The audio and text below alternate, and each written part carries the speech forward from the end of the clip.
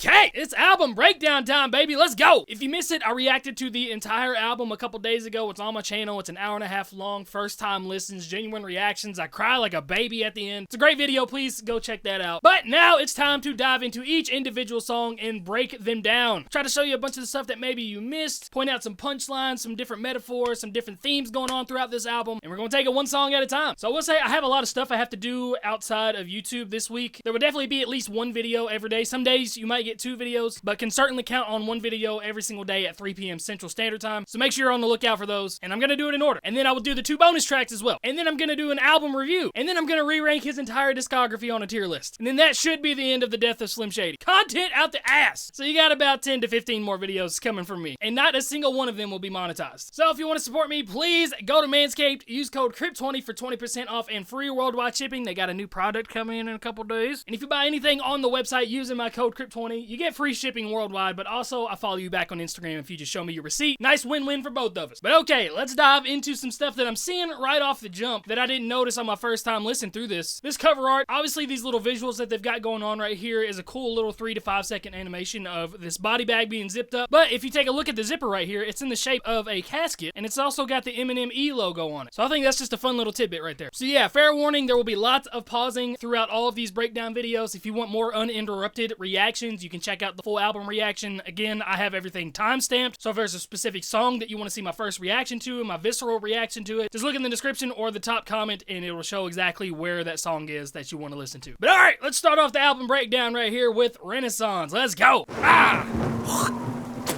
we're starting off with this scene right here. He's in the graveyard. He just spit on the grave of Slim Shady.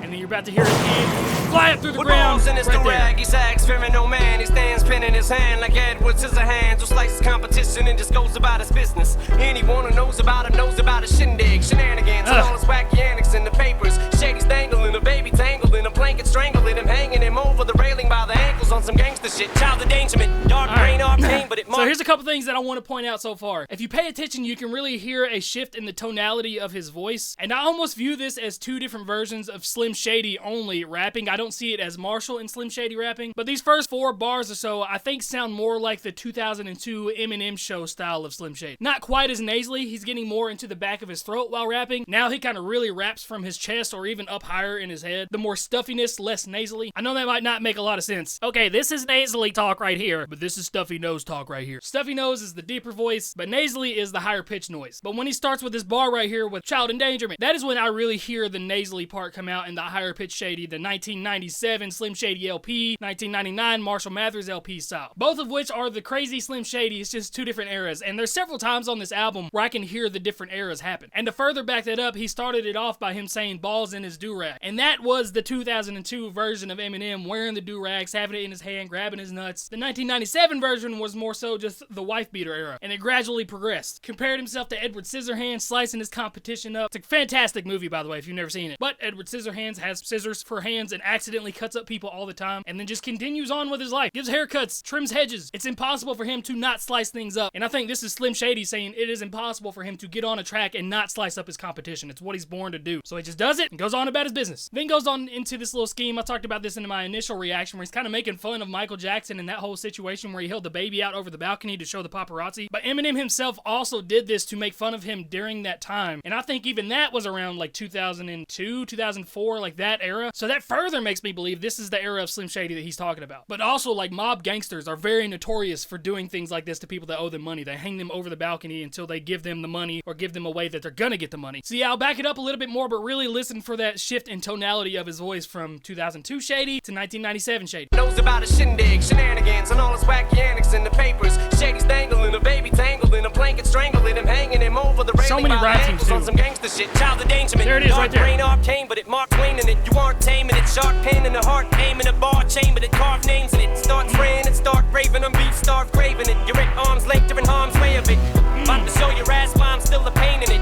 You want That's one of my favorites right there. Show your ass why I'm still a pain in it. Referencing the phrase that I'm a pain in your ass, but to show your ass why I'm still a pain in it. Just a cool way of saying that. But this 97 Shady verse talked about child endangerment, referencing dangling the baby over the balcony. Said that he was Mark Twain in it. Mark Twain is obviously one of the best authors of all time. His most famous books being about Tom Sawyer and Huckleberry Finn, children that just get into all kinds of shenanigans and shindigs. So tying back to that line earlier on, but also kind of saying like he is a version of Mark Twain to rap, like one of the best to ever do it. Could also kind of tie into the child endangerment stuff because Tom Sawyer and Huck Finn got into some crazy shit. But these rhyme schemes throughout this entire verse are just absolutely just pristine. I just reacted to Renegade the other day, and this is the closest that I've heard Eminem come to rapping like Renegade in forever. Just where literally every single word has a purpose, every single syllable has another rhyming syllable somewhere else in the bar. Just super elevated stuff, and you can tell there's a lot of craftsmanship and a lot of time spent on the verse. But in this verse, he talked about how he started just spraying at random people and then got addicted to the beef and started starving for the beef that he started to create. Like I said, so far, every single line has had something to do with another part of this song, and like there's no filler that I've heard, and it's dope. I'm way of it. About to show your ass why I'm still a pain in it. You wanna know how I do it? I can't explain the shit. Mechanics brain with a pinch of Big Daddy Kane in it. But I can show you the ropes till you get the hang of it.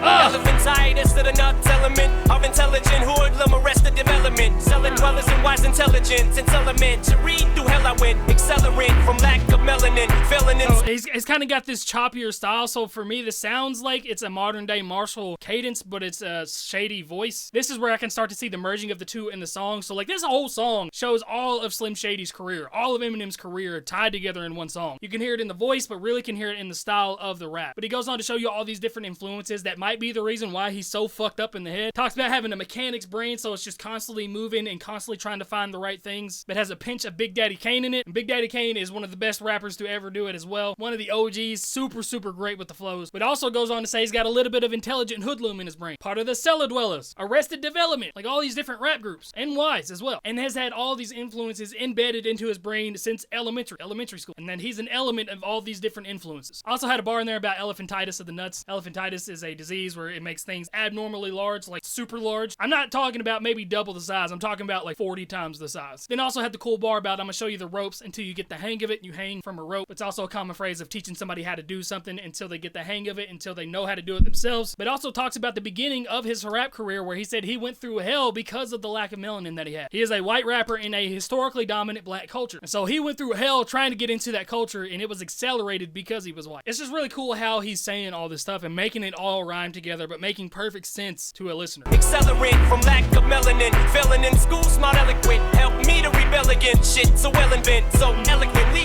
yeah, I was irrelevant. Soon as I quit giving a fuck, I started to celibate. Now let's travel inside another dope bar right there. As soon as I stopped giving a fuck, I started to celibate. When you're celibate, it means you don't have sex. You quite literally don't give a fuck. But when he quit giving a fuck, he started to celibate, as in sell all these records. Said he failed in school, but that he was a smart aleck, so that would help him to rebel against shit later on in his life. So while he didn't graduate school, he still used something that he got during school to help him in his career. The fuck I started to celibate.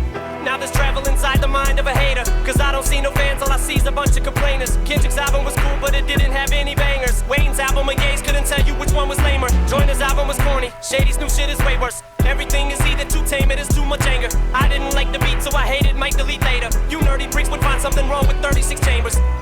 Again, this is where we're getting into some really dope flows that I really love from Eminem. And this is getting a pretty long breakdown. I probably won't break every single song down this hard, otherwise those would be 40-minute videos. But I've seen a lot of people say that he's dissing Kendrick on this, and he very clearly says, let's travel into the mind of a hater, and then raps from the point of view of a hater, saying that Kendrick's album was dope, but he didn't have any bangers. Like, it's not that hard to comprehend that. Also talks about Lil Wayne and Kanye, saying he doesn't know which album was lamer. Joyner's shit is corny. Didn't like some of the beat choices on Might Delete Later, so officially J. Cole's album sucks. Saying that people would find something wrong with 36 Chambers, which is a classic Wu-Tang. Like, this whole scheme is just him rapping from the point of view of a hater. Even shitting on his own music, where he says his new shit is way worse than his old shit. That the songs are either too tame or there's way too much anger in the song, which is impossible. There's never enough anger. I love angry Eminem. But yeah, the whole scheme ended with Might Delete Later, and then he transforms back into Slim Shady saying, you nerdy pricks would find something wrong with 36 Chambers. Like, you're gonna find something wrong with one of the best pieces of rap history ever. Therefore, your opinion's fucking stupid and suck. And he goes on to elaborate on that just a little bit more at the end of the song right here, too. Freaks would find something wrong on with 36 chambers.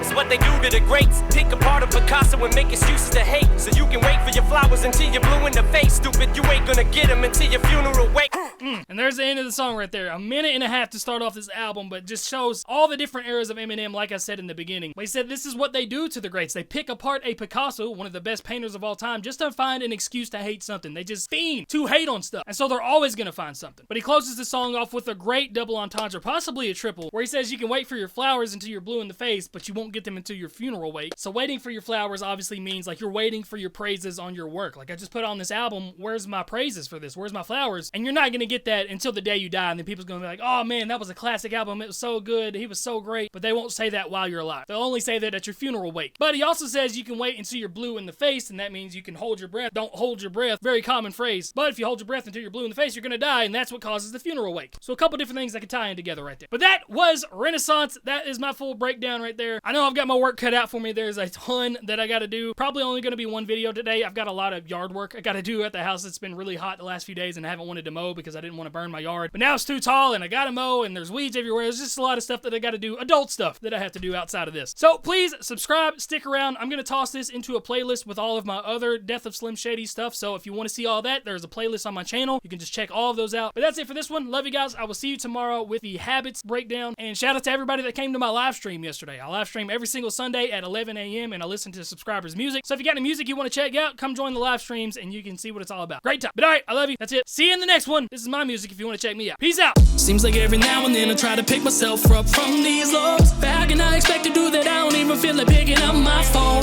I'm stuck somewhere between one and someone there all the time. But sometimes I don't have enough energy to even stay on the line. Cause I've been down and out, I've been down this road, and I know